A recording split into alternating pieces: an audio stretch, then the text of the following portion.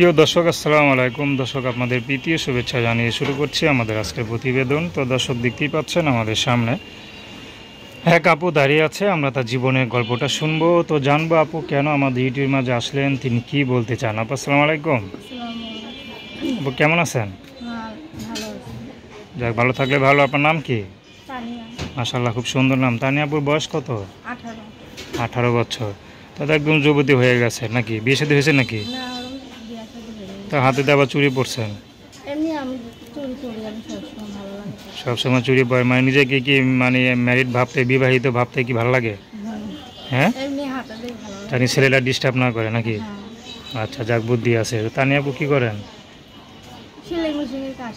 সেলাই মেশিন কাজ শিখেন? আচ্ছা আচ্ছা, শখে শিখেন নাকি এমনি মানে? আচ্ছা আচ্ছা, তো আপনার ইনকাম কে করে? ফুপুর কাছে থাকেন? আচ্ছা, এখানে বাবা মা নাই? বাবা মা তো মারা গেছে, বাবা ছিল, বাবা বিয়ে করে চলে গেছে। ও, দেশের বাড়ি কোথায়? দেশের বাড়ি রাজশাহীতে। আচ্ছা, ভাই বোন কি আপনার কে? আমি আমি একজন বোন আর একটা ভাই আছে সাথে। তারা কোথায় থাকে?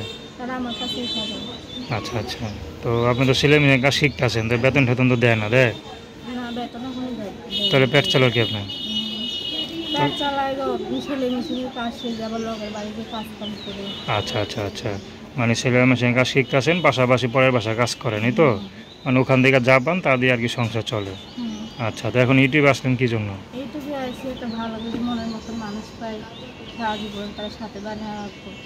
বিয়ে শাদী করবেন নাকি প্রেম টেম করবেন, কোনটা? না, বিয়ে শাদী করবো। প্রতিবেদন আছে ভালো একটা মনের মতন ছেলে পেলে, যে 5 ওয়াক্ত নামাজ পড়াবো, পর্দা হলে রাখবা, মনের মতো ছেলে পেলে কাছে বিয়ে বসে।